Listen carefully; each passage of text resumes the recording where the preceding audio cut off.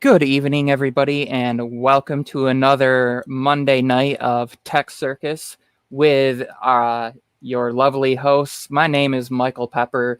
To my right, you have Chris BatteryPowered. Down below, you have Tech702, also known as Mike. Good evening, gentlemen. Good evening. What up? Gentlemen, indeed. What's going on? Happy July 6th. Most important day on my calendar. It is flying Otherwise known as Double Hair of the Dog Day. And if you noticed me pausing and freaking out, it's because all of a sudden the audio was playing back through the YouTube channel to me, and I was hearing myself and trying to continue. It's a little weird. I anticipate having multiple problems tonight because I'm on an all-new computer. So far, so good. Yeah. Unfortunately, we can see you, but everything else seems to be working fine. So, and actually, you can see me too. That's actually kind of a good thing. So, what's new this week, guys? I mean, everyone have a good 4th. Everyone have a good holiday, or a bad holiday, or anything notable occur that you want to share with us? Well, I got like my 15th phone, so that's good. Well, not quite, but I did the lovely unboxing live, if anybody didn't see that, on Thursday, and got to kind of bitch out OnePlus for not including a case for the first time in, what, are we on like 9 models now? And like or 10? Because there's the T models in there, so we're at least 10, 11 models out, and I was surprised. Price went up, things got removed. Makes no sense. I mean, they removed the headphone jack 4 generations ago, but to not throw a piece of plastic that costs 15 cents in a box when you remove everything else, you know what? Throw out the paperwork. Like, just get rid of the paperwork. Like, put the minimal that you need to put in there that says, like, hey, you agree to not, like, use our hardware and our software, like, for whatever purposes without our permission.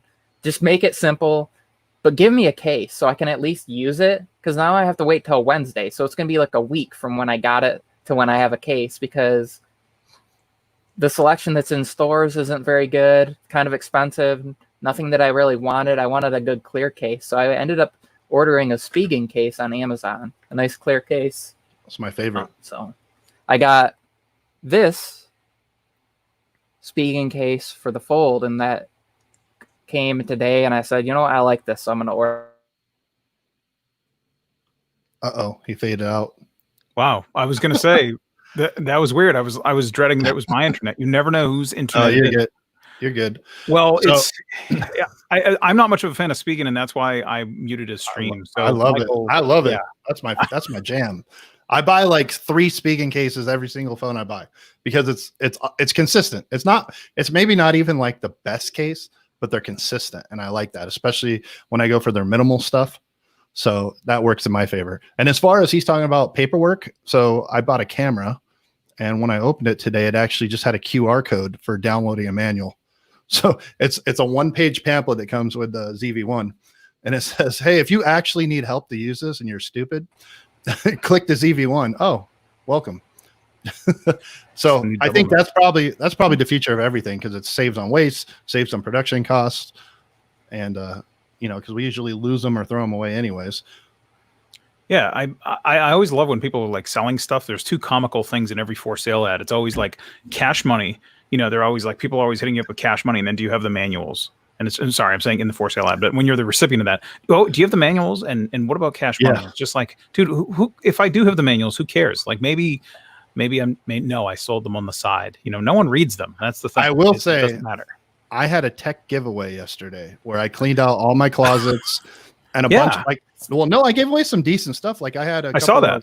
I had a couple of Mobos with some i5s on them and stuff that's good enough, right, for most people that don't have anything. So I gave away a bunch of that stuff, and that was, one of the things that I gave away. I had a bunch of boxes. So I had like Pixel 3 boxes, Pixel 2 boxes, and people came and picked them up. They're like, "Man, I need that box." I'm like, "You understand it's a box." But I had seen boxes for sale on eBay, so it gave me the idea. I'm like, this is a thing. I mean, of course, if I go to sell something, I have the box, but I had boxes just from boxes, like so. From boxes.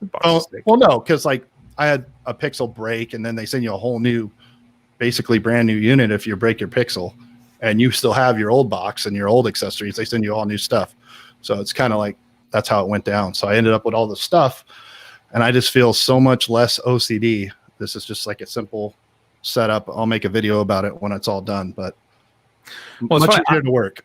It's funny about the boxes thing. Like I read a book a few years ago, that Marie Kondo book, or now that it's like sweeping the nation. But it was funny. I used to keep like all my Apple boxes and all my other stuff, and maybe it's been on a wall behind me, like in 1 or 2 episodes. But I got rid of a lot of it, and now it's just like the important stuff that I still keep that I might actually sell with the box someday. But boxes are like, I don't know. It's kind of funny. You're talking about like OCD and having a clean set, but I'm just thinking about all the boxes that like I made that painful decision to burn or keep. So we can move on and talk about less painful things now, because I am interested in your config, as long as it doesn't involve Spigen cases. How's my lighting? That's too much, huh? Hold on. Orange. So Pepper, good to see you again. I am hoping that doesn't continue to happen, because I don't know why it never does it on Mondays. And I blame my parents, because they're back home and they're probably reconnected to the internet and it can't handle it because the modem's dying. And hopefully the new one will be here tomorrow, hopefully, because it's unfortunate when there's a weekend in between, they ship that out and it takes them 3 to 5 days. So, which is weird, because they should just be able to tell the WoW guy down the road, hey, just drop one off. Like, he's my neighbor. Like, literally, they could just be like, just drop one off. You're trying to be logical there. Yeah, I can't do that. That never works. That never works the way it's supposed to. Hey, I just gotta say, Tech Free Needs gets the points. He noticed on the panel we're matching the logo color, and that's absolutely correct. We've got a little bit of blending here. I mean, I'm still going blue, so that I kind of I gotta go with a little bit of the contrastiness. But yes, we're trying to blend in. Mike's headphones, MP's shirt. We're doing it, man. We've gotta live the brand. Which is funny, because we didn't coordinate it all. We didn't coordinate this or plan it. I did actually change that light over there to be red, and then I changed that one there to be red. But that one there doesn't really look red no matter what we do. So as long as I'm going black, I'm going to use red. Now, when I switch over to the new setup, then that'll be a different color. It's not going to be purple, is it? No. Good. But purple's taken. My second favorite color would be green. So I'm trying to, when I do a light setup, when I have the bokeh and the ZV-1s on lock and all that, I'm going to try to use some kind of light behind me that's going to be probably green. And then in the foreground, it'll be a little bit lighter, but I don't know how the bokeh is going to work on the live stream. I've been playing with the camera, and it's awesome because of the way it separates. Like, I mean, it's instant, like 2 seconds, boom, you hit a button, and it's like you change the lens completely, and it's freaking awesome. But on live stream, obviously, I got to work that out and figure out how that's going to go. But putting the green light will be magical. Yeah, and green is interesting too. I mean, you've got a lot of options with green, as long as you don't want to like try to do chroma key with a green light. So the only thing with green is, whatever. Now I could give like an advice for lives green, because that's the only time I can't. For anybody at home, don't ever film with blue or green. If you ever think you want to use that video somewhere down the line in some kind of montage or take it to a professional editor, no blue, no green, no blue or green shirts, no blue or green lights, because those are the 2 templates that we can chroma with and put you into other videos and other pictures. So pro tip. And our vision is twice as sensitive to green light as it is red or blue. So also, if you use green light, if you have any sort of green lighting, you want a half what you would think. So if you switch from blue to green or red to green lighting, you want to split that about in half. Otherwise, it's pretty intense. I tested it beforehand. And so just going back to this, not to change topics, kind of to go back to the original one. So Michael, you got like, I saw you cop like a fold, and then did you get a V60 in here, or did I mix that up? No, I didn't get a V60. I was looking at one. Somebody was telling me that I should have gone with that instead of the One Plus, and I said, you know what? If I was going to do that, it was going to end up costing me $200 more, because I was going to want to get the second display so I could see how that works and like compare it to the Fold and see like, okay, how does it work to have a physical actual like second display that attaches with a case versus one that's built in? How does LG handle it with software versus Samsung handling with software? Because Samsung, it's not really a second screen. It's going from one screen at one resolution till you flip it open and it's another resolution and it's transitioning. So, but then when I thought about the pricing and stuff, I was like, I can buy a new monitor for like $50 more than I was going to pay the difference in price. And I need a new monitor because my old new monitor just wasn't working very well. New monitor. Well, I had just gotten it, but it's 1080p. It's 60 hertz, and it's weird to have a laptop that's a higher refresh rate that's 1080p, and then you hook it up to a monitor that's 32 inches, and that resolution just everything seems really blurry, so I can't tell when I'm in focus. The color accuracy is awful, so for video editing on a larger display, I wanted something.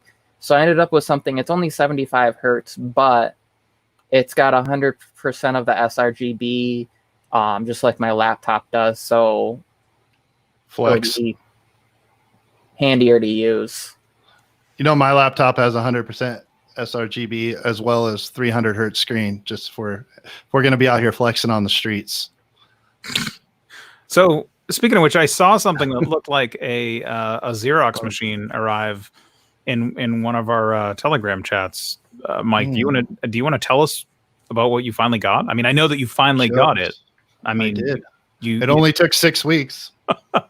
6 weeks and one stolen laptop later.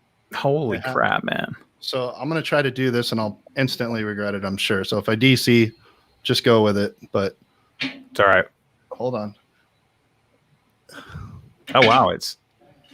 I don't know. Your green screen's working. That's kind of cool. Yeah, that's webcam. When it's a ZV1, it'll actually focus on that. But yeah, this thing's badass. The thing is so for anybody that's not following me on Twitter, I got the M17R3, which is the 17-inch Alienware. And I geeked it out. I didn't go with the i9 because for me, the only reason you go i9 over i7 is for media production. And none of my videos are rarely over 5 minutes, 10 minutes at the most. So the jump for the extra $300 or $400 just wasn't worth it in the processor. I did go with the 32 gigs of RAM. I got a 2070 Super, and I tweeted all about my World of Warcraft, which no one cares because it's like 15 years ago, but that's my jam. And I could max out the frame rate on that game. The game won't go past 200, and it will hit 200. So the only reason I throttle it is I throttle it down to 144 because my desktop monitor that I'm in right now, my 27-inch, is limited as a 144 panel. So yeah, I got it. I'm happy with it. I'm surprised how small it is. The last Alienware laptop that I messed around with was huge. I mean, it weighed almost as much as my desktop the last time I messed with one of these. And this thing, it's 17 inches, so it's not, I have the 12-inch iPad, and that thing felt kind of big. Now that thing feels like an iPhone compared to this, but it's kind of cool. I think this is going to make me happy, especially because, I'm on the road half the week. So being able to, if I have a chance to get work done, to make content at work and my downtime, stuff like that, because I work 24-hour shifts. Productivity is huge. I mean, that's the thing. Like being able to bring something like that with you that's like a desktop wherever you're going. I mean, it's not quite a desktop, but it's large but it's also very efficient looking for the size and shape of it. So and the ports are nice. So like as you saw, as we go along, I'll find that. I should have had that ready. I'll pull some pictures up and then we'll throw them up later in the chat to show people. But could you just close it and show it to us from the side? That would be neat. Well, there's two different. Let me do this. Wait, hold on. I'm pranking you. I'm pretty sure that's going to actually that will stop us unless you set it up. No, I already set it up to not do that. Actually, good thinking. So HDMI out will continue even if the panel is closed, but I don't know what it will do with sound and stuff. So I don't know if you could see this. No, you can't. Oh yeah, we can. We really can. Cool. I'll do this the right way instead of carrying all my cables. Torturing you with here. Show us the weird thing. I have photos, so I'll go with photos, and then we'll get those. But the bottom line is the ports on this thing are ridiculous. So I was giving Chris, because I almost did buy the MacBook Pro 16-inch. I almost went there, but I paid about $500 to $1,000 less for this laptop. And outside of being able to use Final Cut, which I wish I could, outside of that, this thing kicks the crap out of that 16-inch MacBook for my needs, what I do with it. So I have a little hub plugged in, but that's only because I'm even running these LED lights that I have on my desk from it. I'm charging my ZV-1 on it all at the same time on this one laptop. It's ridiculous. That's pretty cool.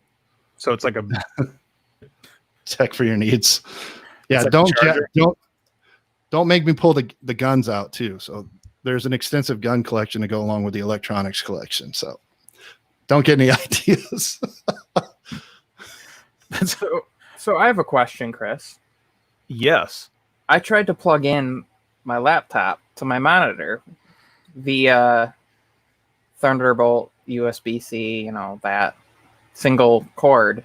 And it goes, this cord is not supported. You need to get an HP supported cord. So are they saying that they have like a proprietary USB-C that you have to use or something, that it's because it's like normally you just plug in a cable and it works. Like same thing with my phone. Normally I can just plug it in. I shouldn't have to use like one of these things. I should just be able to go USB-C out and right into the back of the monitor, and my keyboard and my mouse lit up, like it was receiving the signal, but then it couldn't. It says requires HP supported. So I have no idea. Like they must have decided to do one of those funky, like you have to use a specific cable. On your Razer? Yeah. That don't sound right. Because it was the HP end of it. The Razer recognized it, but the HP said it wasn't supported, like connected device input cannot be received, must connect supported cable or whatever. Sounds like sounds like firmware on the other end, because your laptop will plug and play anything. That's the nature. That's the nature of it. So I'm pretty sure what I'm doing right now is that's a firmware issue. I'm just using my adapter right now. That's got all the ports on it: Ethernet, 3 USB, the HDMI, micro SD, and full SD, and it works perfectly fine.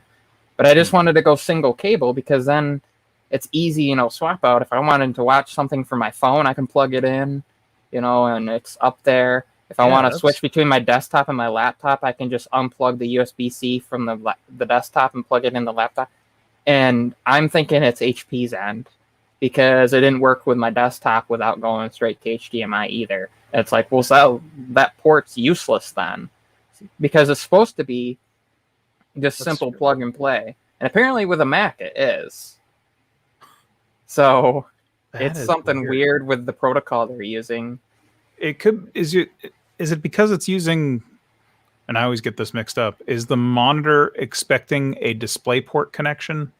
Is your laptop Thunderbolt 3 or USB-C? Because there is a difference in Thunderbolt or USB-C. And if it can't do like native DisplayPort stuff, I think it needs to be able to do DisplayPort over USB-C. I think that's what Mac ends up doing, and that's how that works. And that's because it's Thunderbolt. And Thunderbolt can do DisplayPort, but I'm not sure that USB-C native can do DisplayPort. I think it has to be like tuned the other way. So one port is just USB-C.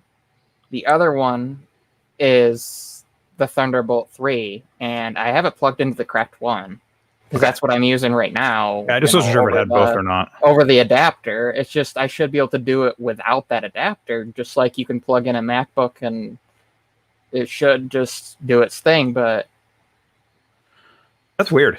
And it's not like it's saying, oh, it requires more power. My laptop's plugged in. It's like I'm not stupid enough to think that it's going to be able to do it without being plugged in, because I've had that, you got to plug in same thing with your phone. If you use DeX and your monitor draws too much power. You said the words. I've actually got to leave. You have to plug in. Bye, DeX. So it's weird. Yeah, it's confusing and weird, but that is one thing I'll say. Like, it's not, I mean, not to be rude to our audience or leave you hanging, but USB-C troubleshooting is the worst thing ever, which is why I actually love the Apple stuff, because like whatever it is, Mac's got it there, and whatever it needs at the other end, Mac can somehow find a way to make it work. So far, knock on wood, in everything I've done, even with like crappy $8 adapters, not a Mac Flex, but, and yes, I am running Apple LGs or whatever the heck they are, the LG branded Apple stuff right now in this moment, but like, everything I plugged the Mac into has worked. But it's funny because I've been doing that like level of OCD investigation as I'm buying the adapters to make sure that they do have the right stuff to work with it. And it's like, oh, good. Every single time I luck out. It's just funny because you're like the second person in probably the past week and a half that's asked, you know about Macs, right? Yeah, good. I have a Windows computer with USB-C. And I'm like, oh, I don't know about that. It's funny because so the one on the right-hand side of my laptop is the Thunderbolt 3 port, USB-C Thunderbolt 3 combined port or whatever. But the one on the left-hand side is just a USB-C, so you can, plug in my drives and things like that, but it won't support video out, and it won't support, any of that. Well, and I just want to make one comment. Going, why does my computer say it's outputting, but the monitor goes, I can't find you? Like, well, I think there's I would check out the model number of the monitor and see what you got for that. There's probably some results about it, especially because it's an HP. HP is like a Dell. They always say hello. No, their HP has that thing going on where some of their stuff is sometimes proprietary. I haven't done a lot with their monitors in recent times. Dell monitors I have. Dell monitors are usually pretty good and universal, but HP I would Google. Also, FYI to Gary, and technically lurking, I don't have a full spleen. So like you can have your spleen like chopped up. I don't know if you can grow like new baby spleens, but you can definitely lose a piece of it. So maybe you could just sell a part of your spleen. Also, where did Mike go? He's not getting paid for the full thing. Oh, you are there. Okay. All right. I'm saving people from the okay gymnastics that are occurring off camera.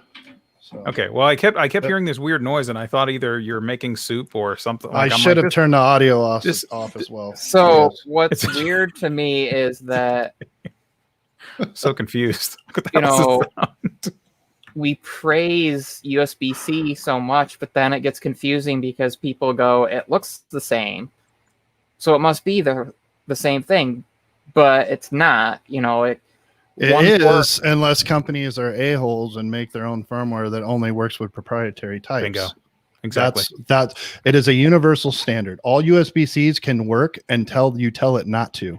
Yeah. That's basically what it comes down to. Yep. So, if you don't put in the right resistor, you don't do this, you don't do that, like it doesn't do it. That's what actually irritates me so much. If your USB-C doesn't work, it's because the company you're purchasing from wants you to buy the adapter, the dongle, or whatever from them. Plain and simple. So, basically, the reason I have to buy an adapter that supports all the protocols, if I want to be able to connect different phones up and different laptops up and make sure they're all going to work, is because somewhere along the line, one company says, oh yeah, we'll support everything. Well, the other one says, oh, we're only going to support, DisplayPort 1.2 or whatever over. So you got to make sure your device supports that. Is awful. And power throttling profiles. You were talking about that, Chris, yesterday. That was one thing I wanted to, didn't know if you knew this, but on your note, if you go into the settings for charging, if you can turn off fast charging and basically do what you were talking about. Yeah, that's where true. It goes down to like normal charging speeds. Yeah, there's fast charging and then iPhone charging. There's fast charging and then ultra fast charging, and you can disable them both. That is true. I do like that that's an option on there, but I guess the thing that I don't like, and I'm sure someone will come on and tell me, oh, there's an app you can download or a launcher or something like that. Like, I kind of want to have the option, like when I fire it up, like you plug it in and it just pops up and goes, hey, do you want to do this? Or you just go, no, I don't care about that. I always want to do fast charging. But yeah, you're absolutely right on the note. In the Samsung line, that is offered. But the other part of this, and I'm going to turn that one around, Apple makes standard USB-C power delivery chargers that deliver 100 watts to my MacBook Pro 16, as noted, but they won't charge my stupid Note because of proprietary BS. I mean, they will charge it. It just won't charge it ultra fast. That you have to buy the proprietary 45-watt Samsung charger. There's little codes in those things, man. I know. It's ridiculous. What got me is I went to plug in my brand new phone. It's at 80%, and it's at 79%, and I go to plug it in. So it charges up 1% to 80%, and then stops charging until you go into the software and say to continue charging, because by default, these companies now are doing the stupid where it's the smart charging. So it says, oh, we're only going to actually charge past 80% when we think you're going to bed, and, we'll just charge it the 20% the half an hour before you wake up.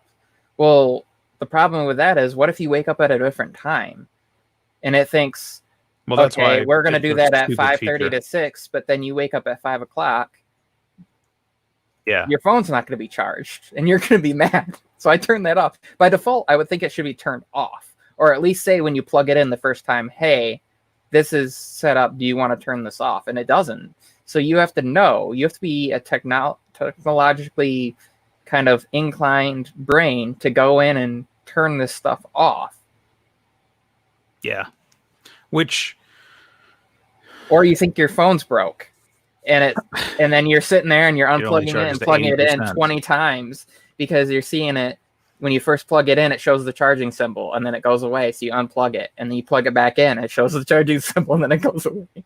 And it's just one of the things that is concerning. You buy the thing, you think everything's right, you get everything for your setup, you plug it in, and it's not as simple as it used to be. It's like anything that looks like USB just works. Like I can plug a USB 2 device into a USB 3 port, and it still works. And it will support whatever the speed that USB 2 would support. But you get a USB-C charger, and it's all over the place. I totally agree, which is one thing that I'm pretty excited about. Now, Mike, does your new laptop have USB-C charging? Is that how it charges? No, it's got the standard port, the cylindrical deal. It does. So one of the weird things, I sent Pepper some pictures. I don't know if you can pull those and post them, but the ports that I sent in Telegram, I don't know if you have that on your desktop or your laptop. Yes, I am getting there because for some reason it didn't notify me on my phone. It was being stupid. See, you got a multi-window, bro. Multi-window. I will. Anyways, so USB-C is an option, but here's the weirdest thing about it. I'm very happy with the port selection, but it's odd because they put the USB-C dead center in the back of the laptop. What? I'm not kidding. You'll see in a second when he pulls it up. So, like, I sent you guys that picture of my hub the other day, right? Oh, so, is that what that was? I was wondering. I thought, what is this? Is the smallest? Oh, I see. So, okay, on this side, why does it look like we're not all the way over? That's not the whole image. Hold on. Weird. Let me fix this. Why don't you download the pictures and then do it that way instead of putting all the curse words from our chat up for everybody to see? Also, I'm about to prank this right now. There we go. Okay, so left side Ethernet, right? This guy. Oh yeah. So yeah, I got this. Also, what you're seeing right there is the front one is the 3.5 millimeter. That's my headphones. That's just a basic USB-A in the middle, and then Ethernet right there. Go to the next one. By the way, the ports and the fans are dope on this thing. So on the opposite side, I got 2 USB-As, and that's my SD reader. I can take it straight out of the ZV1, which don't really need to because you can plug it in with USB also. You tweeze it out. Yeah, well, no, it's the spring-loaded deal. And now here's the funny one. So this is the back. That's the hub I'm using right now. So the one on the left is the HDMI. That's my top monitor out, right? And then if you look, that's the USB-C dead center.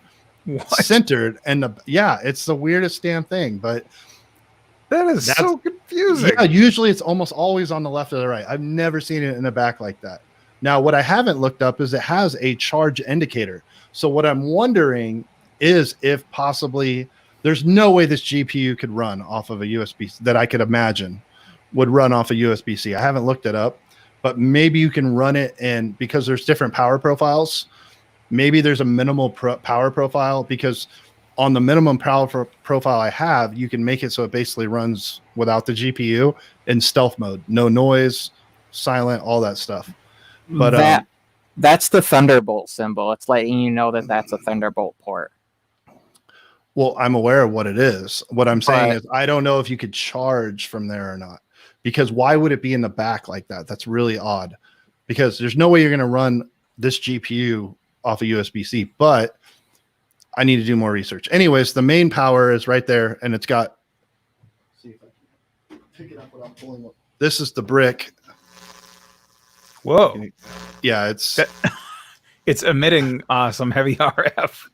That is the and it's hot as shit right there. That thing is hot. So, and I'm not even running performance right now. So this thing pushes power. It's a desktop, so you can't compare this really. Like a MacBook Pro, you got to compare it to like Dell XPS. That's the fair comparison, which in that case, the Dell XPS has a better actual screen, and has touchscreen options and stuff. But then the MacBook Pro kicks the crap out of it. And optimization, as Chris likes to say.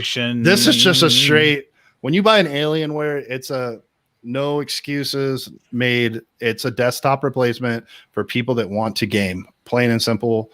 Or if you want to push heavy rendering, you could, especially if you go the i9 route. Haven't rendered yet. That'll be coming up. I'm going to be busting out some video. I'm not big on the unboxing videos.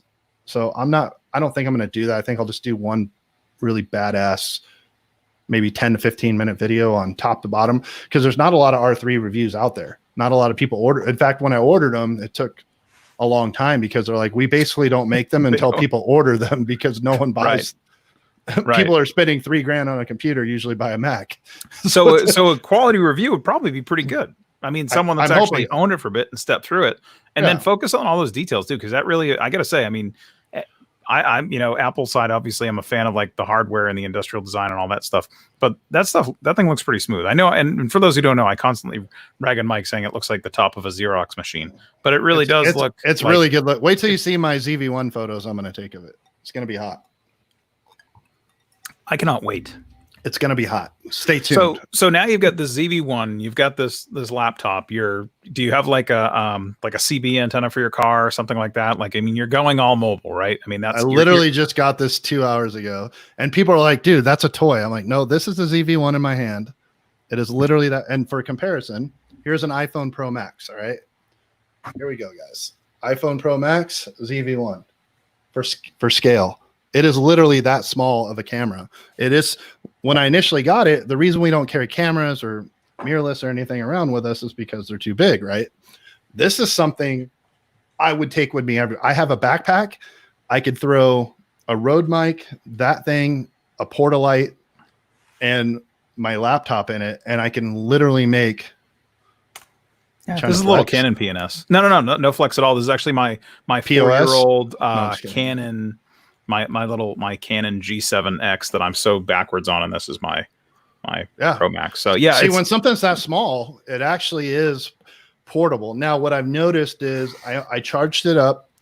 The battery drain's pretty intense, but I bought the extra battery, the third-party Chinese. Yeah, you're not gonna get a lot of energy. I mean, they kill. I would guess an hour at the most. They say 75 minutes of recording, but I assume that's like low profile, like. Yeah, 75 minutes of operation. Of actual recording, I'll bet you 40 minutes. Yeah. If you let it go straight without being plugged in. But that's why I bought the tri-pack of the Chinese batteries to kind of get by. But yeah, I'm trying to get up. I know it's not an A7. And as I mentioned, that's anything I bought, I went back and forth with, what do I do? Because I'm not a photo guy, right? This is something I'm learning as I go. So if I bought something mid-level, because I was looking at A6400s, A6100s, stuff like that, I wouldn't know how to use half of the stuff. And so for me as a rookie, I'm not really going to get anything out of an A7 versus an A6400. You know what I mean? So I'm like, this is a dope point and shoot. I can use it forever as a B-roll, at least for a couple of years when I'm ready and I understand how to take pictures. And then I'll just get the best of the best. I'll go buy the $2,000 camera next time. And that way I have my throw in the bag camera and I have my oh, camera on the side when we get there. Honestly though, I mean, that's the thing. Like it's kind of like it's a tool you're always going to need. The ZV-1, that stuff. I mean, it's kind of funny. I know, everyone's going to joke around that I don't shoot videos. When I do, they're 18 seconds long. That's the new thing. But the GX that I've got, the little Canon guy that I just lost in the darkness over here on my desk, that guy, I've had it for like 4 years. I've had big DSLRs, big glass, all sorts of stuff. I take it on vacation and whatever. I'm like the person to know if you want to have like the family photo guy. I'm a great person for that, but unfortunately I'm already adopted. But that little camera is still priceless. It's very priceless to have on you, and because it is, when you've got the iPhone or whatever your smartphone is, I mean, even the one that does 100 times zoom, those things are great. But once you start manipulating the image or do anything other than take that 1 or 2x shot with them and get out of optical range and stuff, there's not a lot of toying that you can do with that image. But some of the smaller cameras can still capture raw. They're still powerful, like you said, for B-roll. And it is always about the rule number 1 of photography is always that it's the camera that you get on you. And with those guys, it lets you do that. And there's a cool little handle set that came with that you can get with that ZV-1. I know it didn't come with it on the box stock one, but you can get one, like a little vlogging handle. I am really, really curious. I know that you've got some mic hardware coming in, but I'm curious to see how it sounds with that little tri-capsule mic on the top. I know we've seen all the YouTube reviews and all that stuff. We've seen all these comments from people that have freaking millions of dollars in okay, not millions, but we've seen some top pretty shelf. Solid reviews. We've seen people that have top shelf, and really, like, just shout out to Terry Warfield, because he's somebody that, like, he always his shit is real. Dope. Terry makes dope. It's so good. Terry, your stuff is too good. Well, it was funny. It was really funny. It's like one of those YouTubers, and he's handsome. He straight up started modeling. I know. Terry Warfield got so good at making videos, he just started modeling in between. I was like, why are you trying to look so handsome, bro? But the thumb game is always good. I mean, that's the thing. But it's funny. He talked about the ZV-1, and he goes through the disclosures and stuff, and then eventually he gets around. Naturally, it's kind of like that. Hey, I agree with that guy. That's exactly what I thought about it, and that's what he said. So now I'm in. Now I can go buy it. But but he does a really, really good comprehensive sort of quick walkthrough, but shows you sample shots, shows you what's good about it, and he's like a Sony shooter with some really, really nice glass. So, it's good to see people that have done the big stuff telling you how it is. But I think for you, Mike, it's going to be good for your audience. I mean, it's going to be good for us here as well. Only the dysfunctional follow me. So I fully plan on doing like a deity versus the Rode versus the built-in. Like, I'll do a video on that to say, hey, here's the difference, what you're getting for $50, $200, that kind of thing. Because I think people will be down to see that for sure. So, because it can be powered off from just being plugged in through like USB, right?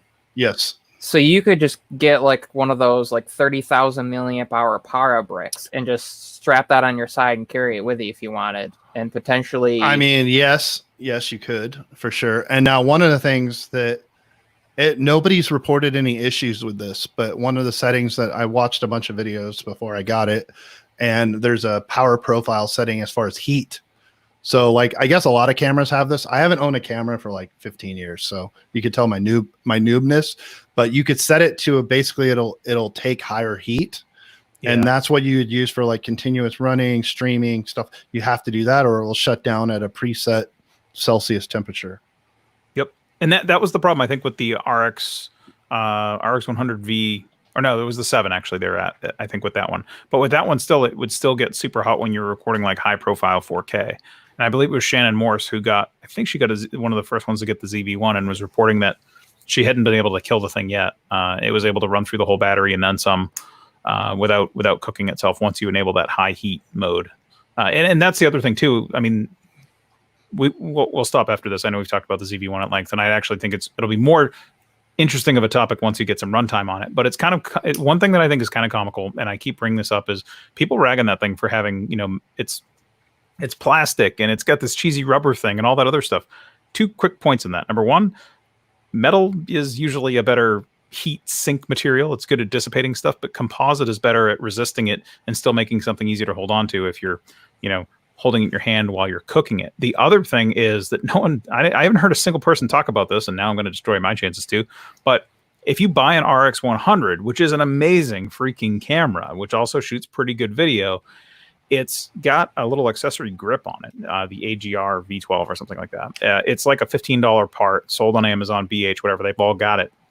On the ZV-1, if you notice, they gave you like a little nubbins there on the right-hand side. That's the technical term for it. Vertical nubbins. I don't know. It's like a little rubber. I'm digging the nubbins. That's it's just seemed like it was the appropriate word to use. This thing looks tiny in my hand. Jeez. I mean, everything looks tiny in your hands. I could palm a basketball, but this is ridiculous. Yeah. Well, it's all lens. I'm excited to get it out there. I'm excited to get it out there. The battery ain't going to be great, but it's going to be situational. Like, this is the kind of thing you're taking it with you. And when the moment comes, you're either going to have a pre-planned moment when you pull it out, or you're going to know what you're going to shoot for your B-roll. And then I think it'll be fine, because you only shoot B-roll for 20 or 30 minutes anyways. And then that crushes down to 2 minutes. You know what I mean? By the time it's all said and done. That all sounds a lot like my first date. Do you know what the focal length range on that is? I don't even know what that means. I think it's 2470, and it's like f1.8 to, I think it goes 2.8 at the far. You're talking side. to a dude with the skills of a Polaroid. So, which is why it's great. Usually it says right on the barrel on the front. The only thing I understand is I finally learned what I learned from Samsung Pro Mode on my camera for my phone, what ISO is. So I get that, and I get the lighting scales with the K factor. So I'm good with that. But as far as learning the lens and stuff, let's see what factor. You know what I'm talking about. The X factor, but overseas. Can you guys see that or no? Yes. Does that help you? 1.8 to 2.8. But I believe it's 2470 for the actual for the and which is not on there.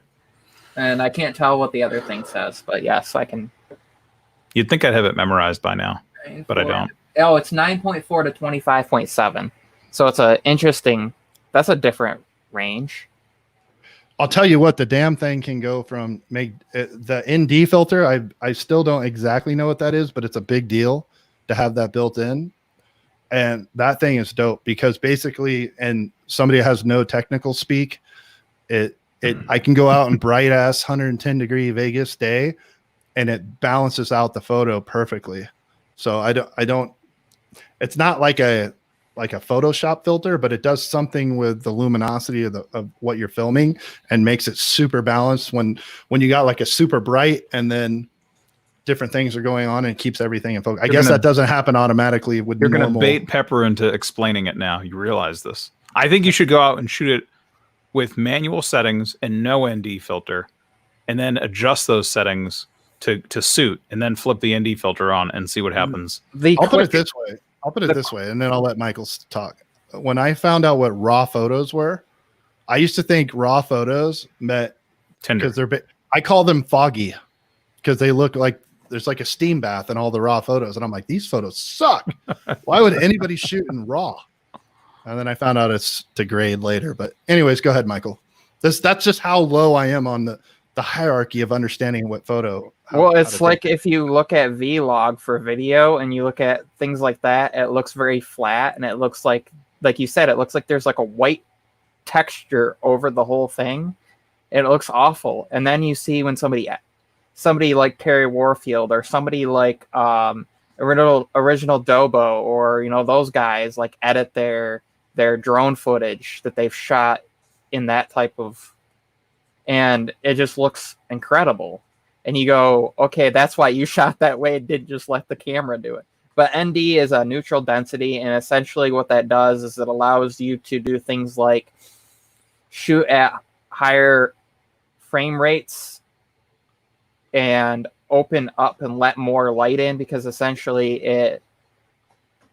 it's almost like putting a darkening filter over the whole thing, so that, I mean, it neutralizes. It brings everything to a midpoint in a way, but that allows you to, like with my drone, if I put an ND filter on, I can go out and shoot in the middle of the day, 4K 60, and normally it would be really blurry if you were to try to, get the right exposure and not blow everything out. So that kind of balances it back down and allows you to also do long exposures as far as still photography. So that's Got true loud too. there. Yeah, that's weird. All of a sudden, I keep thinking it's my end. All of a sudden, it was like, No, I didn't even move. Homeboy is all over the place with the audio today, which is weird. It is really awkward. And I don't even have any. I thought I was the one that was going to have issues today, but I don't even have any like the smart stuff on, like the normal, like I usually use an AI program that filters out background noise, and I turned all that off because I didn't want it to crash anything. So hey, so I here's my thing. Here's my little. By the way, I just got to go back to this. We started this off in a very interesting method today because we just kind of ran right into this thing. We wanted to start talking about Mike's laptop. We kind of waited for this moment. In the middle of it, Pepper disappeared on us. So I just want to take a second here and just say hello to everybody in chat. And also replay crew, if you are watching this and you're still at this point, hashtag donkey ball in the comments. But for everybody in the chat here, we're not out of here. We still got a few minutes. I saw Harmless go through Miles Tech, technically lurking, Techie K, Contractors POV, aka Gary, Tech for Your Needs. Thank you all for showing up. Super appreciate it. Yep. Yeah. Jason. Also, yes, I'm scrolling, especially because Viper's going right now. Yeah, this is Steve Cafella's 1113. Yes, which his comment actually wins. He just came in and said, "Oh hell yes," which is generally how I like. I like that level of enthusiasm. So that's good. And then I think he might have left after that, but maybe oh hell yes is because he found the X and was like, I can finally go back to something else. But yeah, well, it's usually your X isn't that pleasing. No, well, that's a long story and involves surgery, but. Really just want to say thanks to everybody for showing up tonight and coming through and visiting us.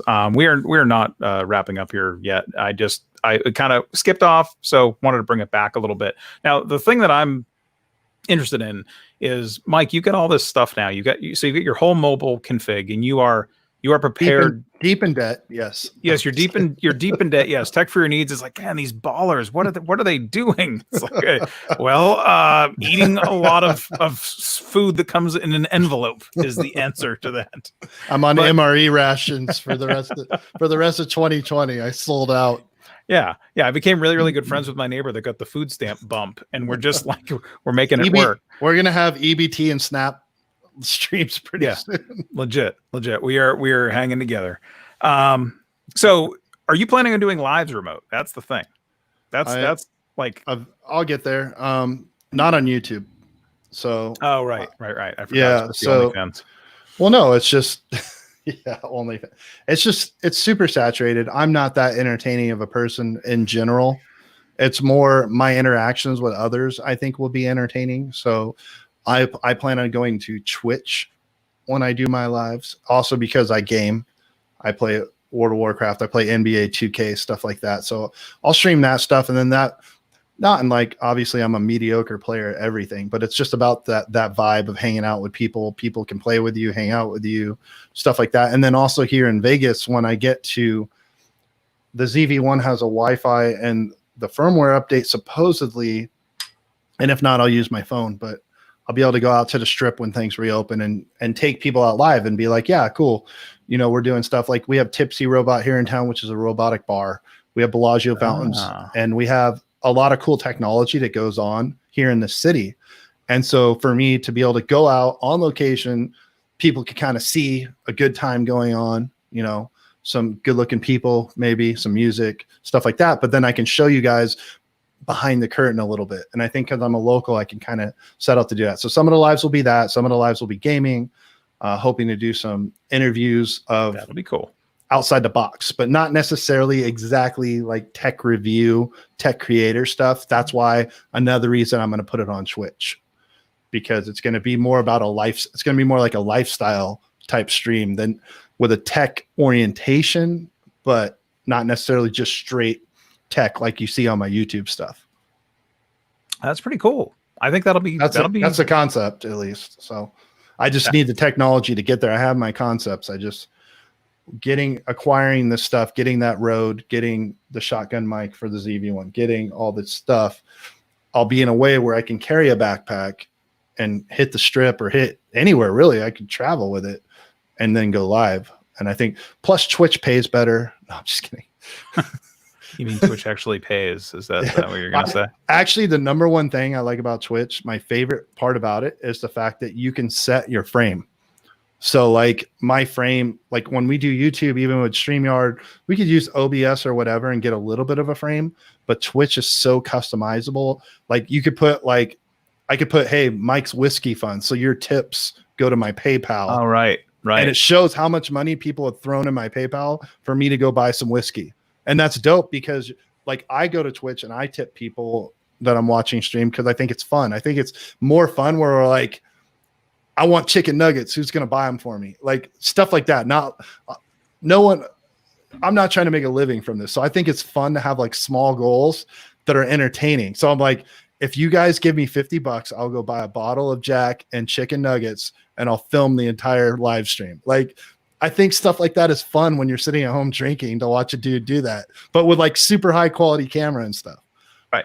Right. So like if we wanted to do, let's say, a charity live stream, the three of us, where we do something, you could do that and you can set up the goal and have it add up automatically as you. Yeah. So right here in the corner, I could put goal with a running up to the second total of what we've got donated.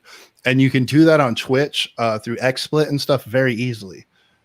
Versus YouTube, everything has to go through their entire platform. And it's not, you get in front of more people, but it's not as user friendly, not enough of the money goes to what you want it to, stuff like that. So I think Twitch is just better for live. That's just my opinion as somebody that doesn't have any aspirations to do this for a living, just for fun.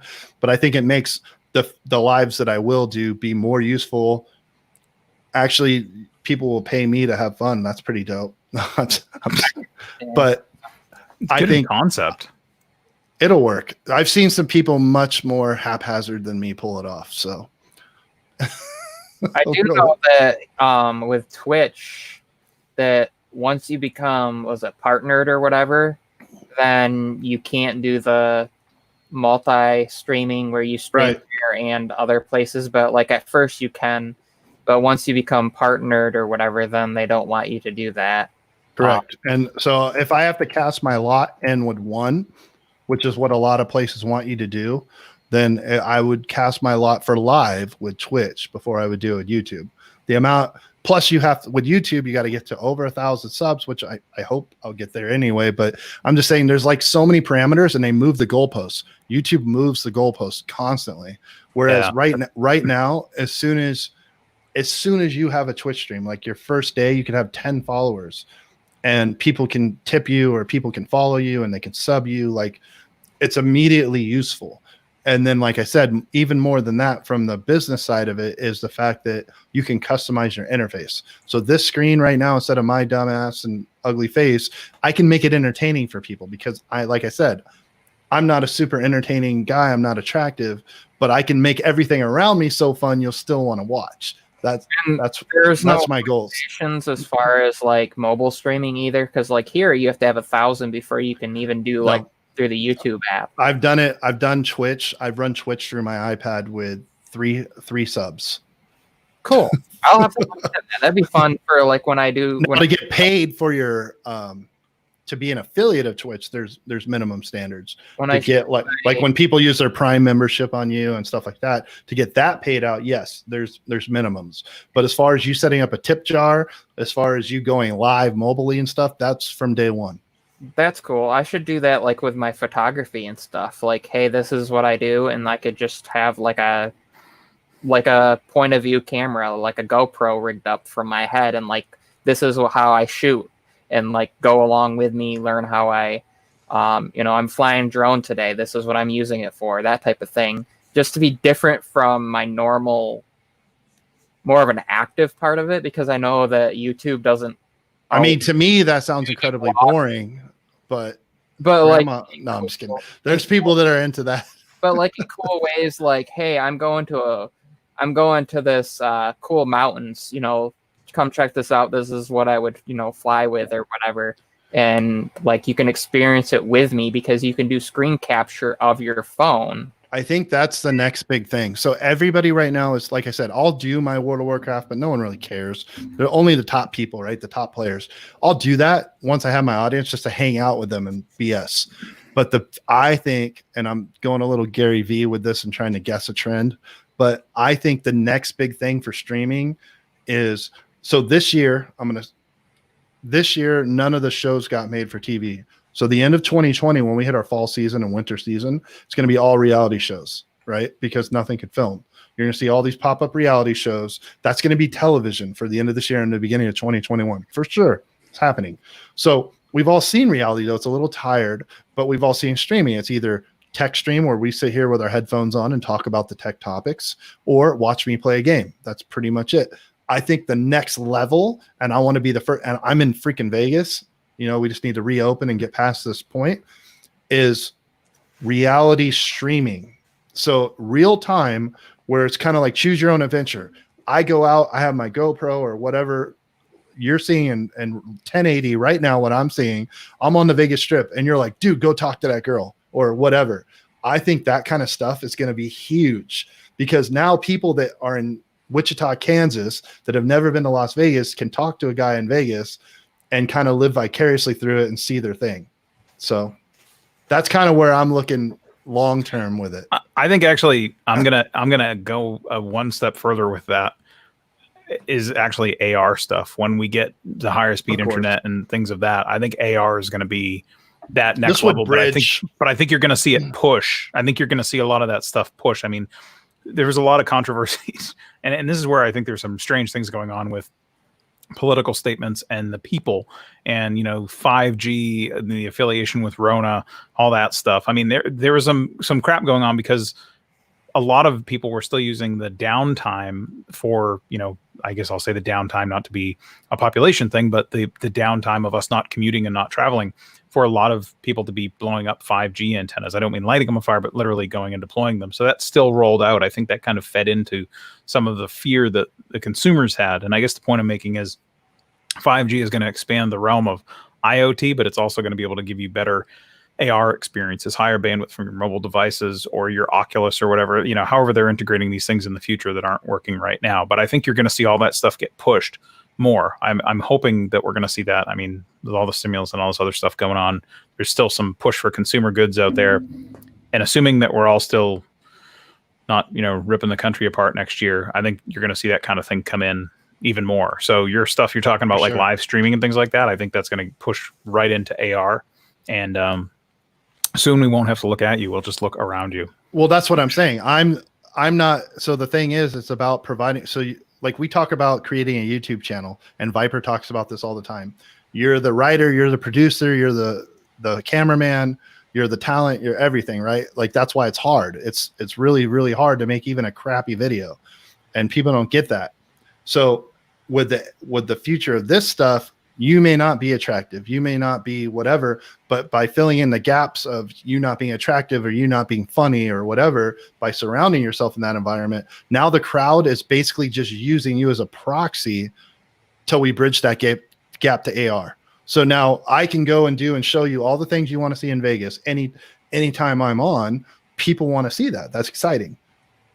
And yeah, well, and they do it with your expertise. That's the thing. Like it's right. It's a local. Exactly. And I think businesses, ironically, especially with the tough times that are going on, will want a way out of that. And what better way to advertise getting people back on the strip than saying, look how cool this is, right? From a dude that lives there, from a dude that enjoys it. So that's all. That's it for live. Like I think I do Tech Heat every Sunday. It's like my quick 2-minute news, because I think talking too long sucks. I think I don't watch YouTube videos more than 2 minutes unless it's something I really need to know instructionally. Like you just want to hear what it is and now move on. And I think with live streaming, I don't watch a lot of live. I watch Viper because he's exceptionally entertaining. But most live streams are not that, you know what I mean? If you're not willing to interact with the chat and stuff like that, it's not entertaining. So my live stream is going to go outside of everything and get outside. That's my goal. Why do I all of a sudden think Mike's gonna do a stream and be like, for every $50 you tip, I will eat a burger from this restaurant, and be like, oh, well, there'll be challenges. Just like eating. I actually have a list. There will be challenges. So like I will eat a 1 pound burger for every $25 you tip. I will take a shot for every $50, you know, so people get to just mess with you and like control what you have for dinner, or like pick an item off the menu, or like just fun, weird, you know, I'll dive off this cliff or whatever, you know, all crazy things that nobody would do themselves, but definitely would. And I think I've already done a lot of that for free anyways. Like I said, when I made my YouTube channel, my goal was never to do it for a living or make a crap load of money. It was just literally, I just want to get free stuff. At some point, after I spend about 20 grand on buying stuff to make my channel, maybe I'll get some of it back. That's what you go into it with one thought, and then you realize thousands of dollars into it where you're really at, which is, if you don't go all the way, it's going to cost you a lot of money to make this. Well, so that's what's kind of interesting. You're talking about your portable situation. And so next week, it will be I was hoping to dry run it tonight, but I actually don't have all the pieces assembled. I have decided that I will not be here next week. I will be somewhere where we'll see where I end. We'll see where I end up. I might just be the Jern. I might be the John Prosser joining with audio only and no video. But if I join with video, I will be joining with hopefully something cool that's a little different than usual. But my question when I was going is, what am I taking? You know, I am going to attempt to vacation in the middle of this crap. And that's the thing. It's like, I want to bring, every time I travel somewhere, I always have photos and videos just like for myself. I have been kind of doing that for years. I take all these pictures and then I never show my family. And then eventually we're sitting down at some family event and they go, did you ever take pictures? And I pull them up and they're like, oh my gosh, these are the best. And you made a video and you did this and how come you never showed us? And it's like, well, you never asked. But I do that whenever we travel. So I will leave the details void until such time that it actually appears. But I am currently thinking of what and how I need to do all of this next week. And it's kind of freaking me out because I've done this, you know, obviously from the comfort and convenience of. Should have bought a ZV-1. I know. Perfect vacation cam. Maybe I did, but I just didn't want to steal the spotlight. We'll see. But in any event, I'm looking forward to that because my biggest concern honestly is bandwidth. But at the same time, I don't think I've kind of been tracking like Instagram and stuff, seeing where people are going, where are like, you know, the jerk populations, and it looks like where I'm going should be pretty safe and sound. They're still pretty OCD about letting people in. So avoid the Florida man. Yes, I'll be avoiding the Florida man as best as I can, sort of. But yeah, I'm hopeful. And it's kind of weird. It's like I was thinking about that. You know, now all these webcams and all these regular cameras have all become. I'm filming this on a DSLR, like not a what the heck? Come on, webcam? not mirror. Well, not a webcam. Thank you. Yes, not a webcam at all. Not a Logitech. But no, the Logitech is there and powered and waiting. I'm using a Logitech. My C9 is the shit. But the thing is for this, like, this isn't even a mirrorless DSLR. Like this, like you hit the button and like the shutter pops up and it just sits there open for hours, like it's doing a long exposure. And I'm just wondering how long is that going to last for? But it's, you know, so travel gear, it's like it brings a whole new experience to my travel. And it's like, well, I'm trying to remember, I'm not just going away to like do my live stream from another location. Like I've actually got a whole mission, which is to get away from, you know, things for a little bit. So I don't know. It's taking into consideration what I'm bringing. I'm definitely gonna have to bring the MacBook because there's still no way to do like external cameras or anything like that on the iPad. And no one wants to see me, you know, sit in front of an iPad with this thing like jammed up in front of my face. Although I totally could make a video about breaking the audio out of the iPad so that people like Gary from Contractors POV could totally do multi audio and input into the iPad. Since I've solved it, I just haven't done that yet. I'll try to do that in a video that lasts longer than 20 seconds though. When I do release it. That Samsung dongle has a DAC built into it. Yes. I don't like that I can't connect my audio interface up to my iPad and still get audio out through like Bluetooth. It has to be out from the headphone out port of that audio interface, no matter what I use. What if I told you there was a way that you could connect everything you ever wanted? Red pill. Take the red pill. Take it. Because I've tested out, I've sat here and I've used different adapters. I've used USB-C to USB-C. I've used the USB-C to USB-A with the dongle that I have, and another adapter like USB-C headphones out of the other USB-C port on it. I've used all sorts of crazy things. The only other solution, the only other way it would be possible would be to get a different adapter that has a headphone jack out of the USB-C as well. But then that's pointless because I can just plug it into the interface and get the same. But I just wish that Apple would let you use Bluetooth at the same time. Yeah. So I could have my microphone set up, in front of me and have my AirPods plugged in or whatever and be able to do this. Either that or the whole entire show is just going to be me not being able to hear anything. Not the other way around. Which would be awful. Right. So, and it's kind of funny just looking at the chat here. Gary's trying to work a fold reference in. I know. It's funny because that is the most lame thing about the iPad is that I'm glad they did the Face ID, but putting the camera over there is like, okay, real talk. Irritating. Real talk, everybody in chat and you too as well. How many of us have done this when your iPad's sitting there and your keyboard holder or whatever? How many times have you swiped up and went like this? I do it once a week at least, and it still won't read. God damn it! Got to put the pen in every week. Yeah. Yeah. What I don't get is they're telling us that they want this to be a computer replacement, but what laptop has the webcam and the side? I call it the hand cam because I always swipe to unlock or whatever with my left, and it's like, you're typing or you're doing something. It's like, oh, I've got to unlock it, and it's or to swipe up or whatever, and it's like I go up there to do that, and then while I'm doing that, it's trying to do like the camera registry because I'll tap to like wake it up. Or you're holding your and I'm blocking it. This now the whole camera. And reference to what Pepper just said though. I will say it's a pain in the ass and it's in a terrible spot, but the quality of the front camera on the iPad is better than 90% of laptops. Yeah, I'll give it its credit. Better than it really is. It's funny. So in that thin little pad, they were able to put a dope front camera, but they can't do it in a damn MacBook. They can't do it in a Dell. Like, what's up with that? Why do you keep talking about a Dell? Like, it's me. I caught myself in that earlier and really quickly just moved it right along, but you left that pause and we had to seize it. Her carpool karaoke episode was kind of amusing though, but now she's is she hot now? I heard she lost a bunch of weight and everybody's like, I saw a bunch of things on Twitter.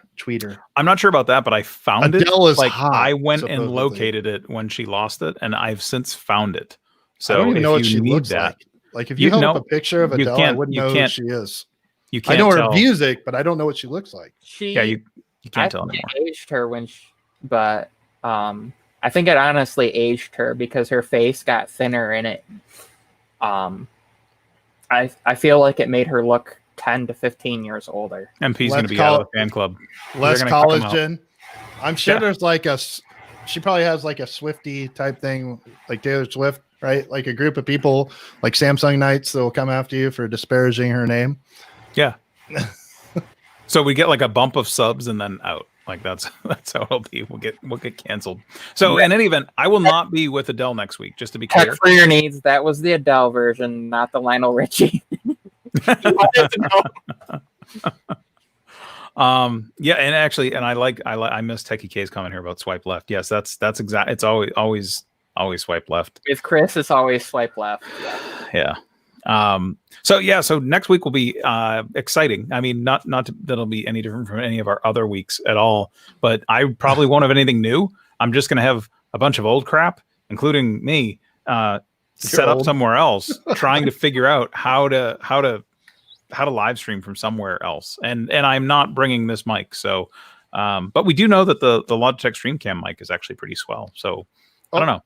looking forward to that. Viper just ended, so let's see if anybody shows up. I like this. Gary says that's the real reason I didn't want to lose weight. I'll look old. That's exactly it. That's the same thing.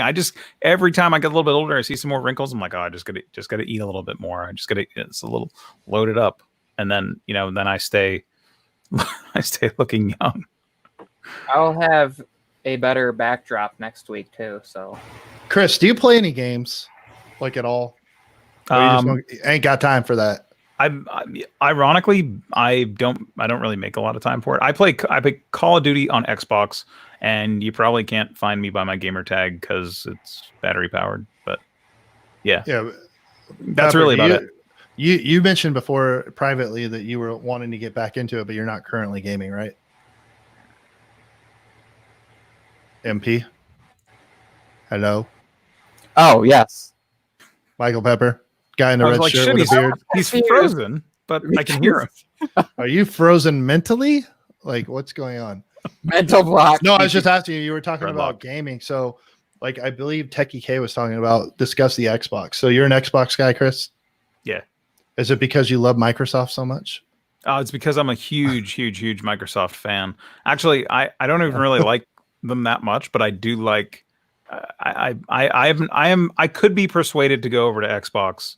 I mean, from Xbox to PS this year potentially, but I've enjoyed the Xbox experience because it just kind of started there, and I don't know I do not know why. I just like it. It seems to be more. So what's weird inviting. Is like I've always been diehard PlayStation because they get the best games. They get the first. They get the. They have the only good baseball game that you can get. Everything title wise goes to PlayStation. I also like the fact you don't got to put batteries in the damn controller. You just charge it right out the gate. There's no that's true messing around with stuff like that. I like the controller's a little bit smaller. It's not as thick, so it's less fatigue on the hands and it's quicker to the buttons. But I recently bought an Xbox, whatever. What is it? Series, whatever. I have the top Xbox right now. X. Don't Xbox One X. And I started playing it because here's the thing. It's weird. 90% of my friends have Xboxes. 90%, 9 out of 10. And I'm like, there's been some dope games, right? Like we all played Halo. We all played, like Fable. Like there's been some pretty dope. But like when you compare like Forza to Gran Turismo, there's no comparison. Gran Turismo smokes it. Like the titles available on PlayStation are just, I think, better. So I wish, but getting people off. So here's the irony. Getting people off is hard, Mike. Getting people off is hard. Story of my life. But getting people to go from Xbox to PlayStation is like telling somebody that loves their iPhone to use a Samsung. Like they're literally dug in. Like, no. And I'm like, I mean, I'll buy both if that's what it takes because I'm down the game. But it's just, it sucks because when I play alone, I prefer the PlayStation. Now, if Flight Simulator comes out to Xbox with the new gen, that's a game because I'm a huge aviation buff. I've been doing flight sim since 1992 with Flight Sim 3. Like if that's the game changer, like Gravix is saying. Huh? I was like just out of diapers in 1992. Yeah, 1992 is when I was using, I believe, we just upgraded from a 286 to a 386 at that time. My wife was born in 1992. Yeah, I was in junior high. Wow. So it might have been like 95 before you were into flight sims, is what you're saying, Michael. Pepper. Actually, funny enough, I did play some flying games. We had some different like flight games on. I think it would have been the was it the Atari that had the console that was like the computer style and it had the keyboard and everything interface. No model, and then it also had the joysticks that you could connect up to, I think. No, we had ours plugged into a UHF television with a coax to copper. You had the screw into the back of the TV. No, I'm trying to for my Atari 2600. I don't know if Chris remembers those. Like, oh yeah, yep. There was the E model that we had. There was a Commodore adapter that had a gaming joystick. I remember the floppy. They had the floppy disks that went in the front, and I had an Atom. Yeah. Do you remember those? Like I think it was made by like Coleco. It was Coleco. Wow, that's an 80s name. ColecoVision. Yeah, there's ColecoVision, and then I think they made the Atom, which was supposed to be like a home computer thing or whatever. And I remember that came home and it had like the things were on cassette tapes. The games were on cassette tapes. So all the apps were on cassette tapes. It had like 8K of RAM or something, and that was all it had. I don't know. It was some ridiculous machine. But I remember it had tapes, and so my parents were like, "Yo, here, we know that you went." Like when I was a kid, just to be clear, I could never actually own the consoles. So most of the consoles and things I owned were like later in life. I did get the Sears Roebuck version of Atari, whatever that was, and I was permitted to play some like submarine game, but I couldn't play Pitfall because I think you I don't know, jumped on alligators or killed the alligators or something, and that was violent, which has comical results in later life for really not impacting me at all. But yeah, I had, but then I got the Atom because it was like a computer that you could also play games on, so it was acceptable to do that with. I just put it in the chat. You guys remember Leisure Suit Larry? Oh yes, and you had to answer the questions to prove you were over 18 because they had nude women. Game. It had nude women, so yeah. And then so I remember being like 7 or 8 years old, and we're all trading the codes to get into Leisure Suit Larry on the 5 1/4 disc. Yes. Yes. I remember playing against my brother the tanks game where you like shot over the mountains at each other, and then you had the bigger, more explosive ammo that you could shoot and hit each other, and that was like also on computer. But I gotta know, Michael, did you ever play Oregon Trail in its native form? Or yes. Did you ever play monochrome Oregon Trail? If you are a true OG.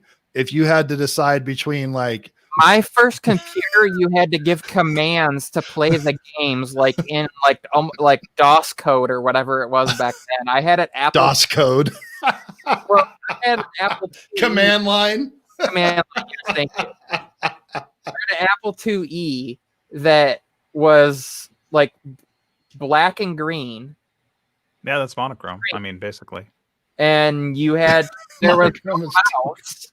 You just used arrow keys to maneuver things around, and it was like it would ask you a question, and it was the good old like yes or no question game. But if you were born, what year were you born, Pepper? 90. This game was so you would have been. You actually have memories from like late 90s. So you would have had a like Pentium would have been like the first system. And you remember Chumbawamba. A Pentium. It would have been before Pentium. Like Livin' La Vida Loca was probably played at your 3rd grade graduation. Like, yeah. What a weird time machine we're now. We've forced Michael to ride in this time machine with us. We totally taken this stream down. Sorry. Ride with us into the past. That was a good memory though, because I remember like we had wireless joysticks. And my brother broke one of them, and so he got stuck with the wired one, and that pissed him off because he had to sit closer to the TV. So it was hard for him to see because he's sitting too close to the thing, and it looks awful when you're this close to something that's like 8-bit or whatever it was. I remember, I mean, and now we've kind of stolen the game discussion, but I remember the big thing, like the big game, the first game that was like addiction level. And I know everyone's gonna hit on this one, but this was the GoldenEye on N64. Like you got N64, it came out with like Mario or whatever, and it was like, whatever, this really, really great Mario, some good graphics or whatever. Who cares? And then a bunch of silly games came out for it, and then it was GoldenEye, and then it was like Tomorrow Never Dies for PS1. And all the Tomb Raider games, Tomb Raider 1, 2, and 3, and then there was those the were 4th, solid. But it wasn't Tomb Raider 4, it was Tomb Raider Home Adventure or something like that. And what was there was a combat war game that there was single player and 2-player that was on there, and I was awesome at that game, and it made my brother so mad, but he was the only one that could figure out how to get through the 007.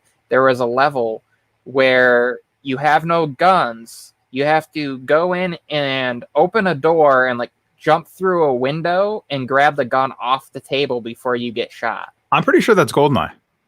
It was Tomorrow Never Dies. It is Tomorrow Never Dies? It had all the snow you would go through, and there was like this maze of barricades, and then eventually you got to the snow and you had to go down the slopes and everything. I'm pretty sure that was Tomorrow Never Dies. Because GoldenEye came out later. Everybody in chat, what's your favorite game? Throw it in the chat right now. It was so favorite much game fun from to me. childhood. I'll clarify. Sorry, go Then, from the time you were 15 or less, what's your favorite game? Go. And then the most annoying game of all time is the stupid game with the little bombs on the Windows computer. What's it called? You know, you got to pick the spots, and if you click the wrong spot, you get Minesweeper. Most aggravating game of all time, because I'm pretty sure I spent like every hour of my classes that I was actually supposed to be doing other stuff playing Minesweeper on their computers, because that was the only thing I found entertaining. Plus, Doom. that was the only time I had access to a Windows machine was at school, because at home we had Macs.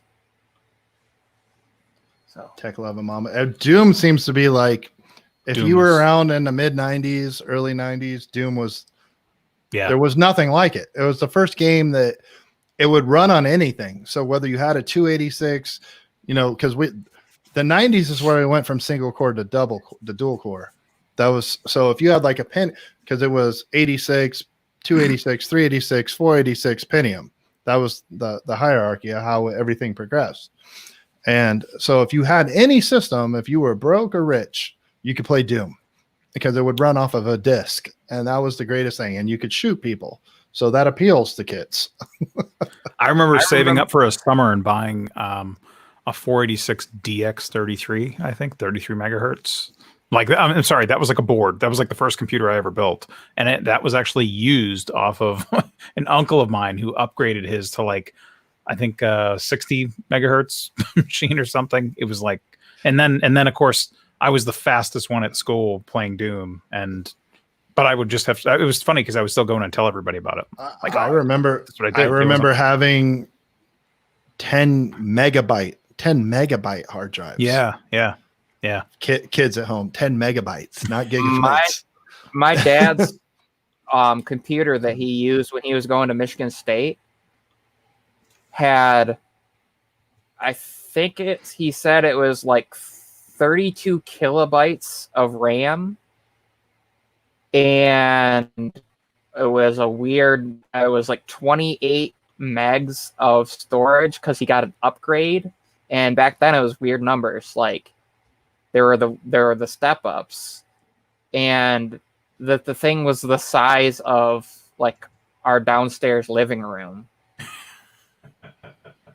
And of course you didn't interface with a normal display either. That was the crazy thing. Those were the days where you actually had cables that you plugged in and unplugged from different things, and then there was like a display that would pop up some number, and then you would manipulate it and unplug from one spot and plug into another, and it was crazy. But to think where we've gone, and now you can carry 1 million times that in your pocket is... I think so I was trying to find a really, really great, I have a picture. So I'll kind of bring this up. We're going to wrap it up, by the way, here in a minute. So we're just all our taking a trip down memory lane. Yeah. For a moment. Yeah. I honestly think like we should do a show on it. Well, not necessarily a show on it. I think there's been shows and contents and things like that. I think every week though, that we, I've long felt like we always talk about, I feel like we always start off talking about like whatever's new. And I feel like we should give like a moment at the end of like something that's old and have the chat folks come into it. I mean, this is like, we're literally live planning this thing, but throwback. Yeah, like a little bit of a throwback. I mean, I was going through my Instagram pictures today, and it's funny. I used to, for those who don't, I know I'm generally pretty secretive, so I keep everything that I've done in the past in the dark. There's probably like 2 people in the world that know the random extent of interesting things I've done, but one of it was with mobile device testing for a company that you know of. and I had a whole rack of, and this is on my Instagram, it's near a charger. And I have a whole rack of SD cards, like in a little SD card holder. And it's funny because back when these things were out, I think it was like 2010 and 2011 or so, I had like 2 gig, micro SD cards. I think it's like all 2 gig. That was probably like the biggest one in there. Yep. They're small, but it was like I was like baller back then when I had those things. I'm like rocking with this, and I'm moving these things between devices and testing them, and they're like class 4 2 gig cards, and I like felt like the top of the world. And it's funny, I found it all when I was cleaning out stuff actually not recently, like a year ago, but I have somewhere around here if I could find it. I have a card that's a 64 meg. And then I upgraded and got a good old 128. And then it went up to like you said, then you got into gigs and got to the point where I think my largest SD card that I had when I was going through the photo program was 8 gigs. And then of course now I have like 64 and 128 and all the, much larger cards that they have now in micro SD cards. It's crazy that they've gotten that. You can get a 1 terabyte. You can get a 1 terabyte now, like SD card. It's wild. I just bought a 256 for the CV1, and it costs like $30 for 256, and it's a class 10. It's not a piece of crap. Yep. It's crazy because I bought I think it was a U3 64 gig, like 4 years ago, and that was $20, and that was designed for 4K video and high transfer rate, high bit rate stuff. So. Whoa!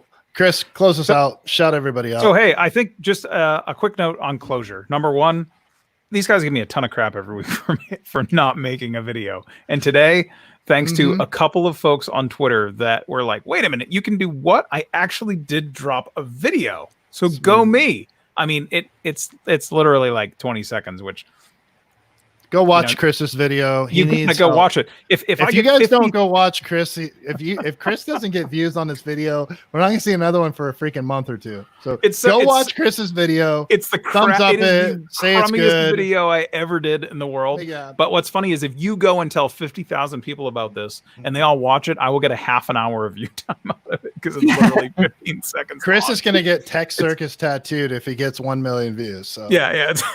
But really, I guess what I really wanted to say is before. I mean, I had to actually self promo there because like I really actually did. It is not a good video at all, and I should probably redo it. It's actually part of something else. But you've seen my videos, right?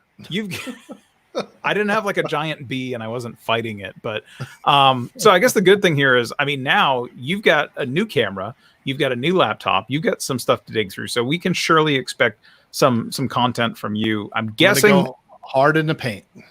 James I like to see that. I like to see that. And Mr. Pepper, I know that you, I know you spared the employees their lives, but you also robbed that phone store. So I'm looking forward to seeing some more than just those fire pictures. That OnePlus is a beautiful looking device, by the way. As someone that has the rainbow note, your OnePlus 8 is gorgeous looking. So I am looking forward to that, as well as more on the Fold. I would like to see like 100 days with the Fold. I really wish somebody would do a video like what's it like after you've had it for a few months. Gary, perhaps. Shout out. Gary. I know. Shout out to Gary for actually. Go watch Gary's Contractor's POV. Go check out his 100-day video. He did his Fold stuff is I'm because it's practical. It is. It's just so I like Gary's stuff because Gary, he just gets to the point. So go watch his video. Tells you what the hell it is. Yes. So speaking of getting to the point, I want to thank you all, everybody. Of course, you two co-hosts, Mike and Mike.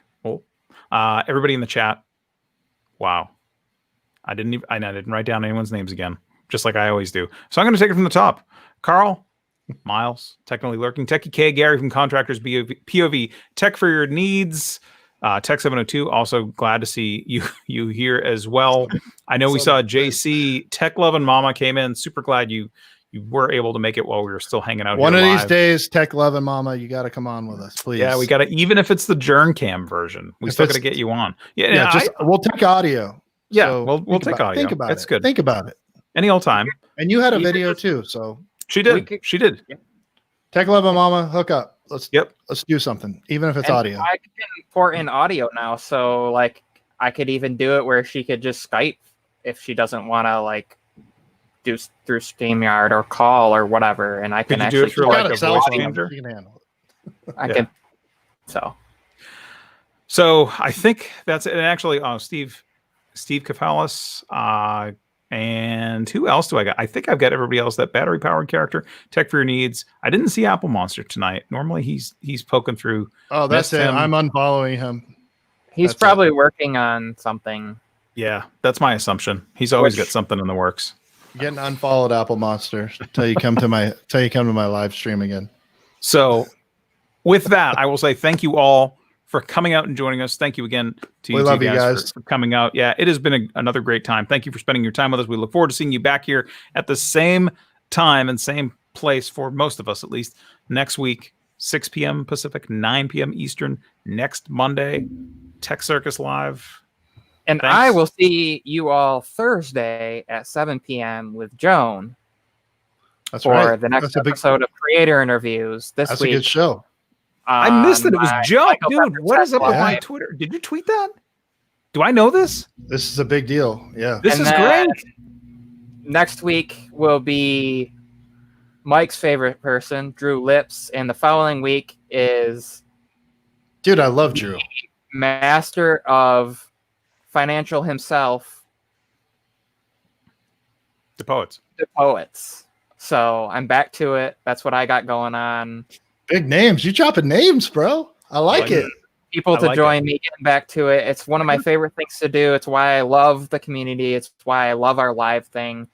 And so we will see you all next week and later this week. Yeah. Good evening, everybody. And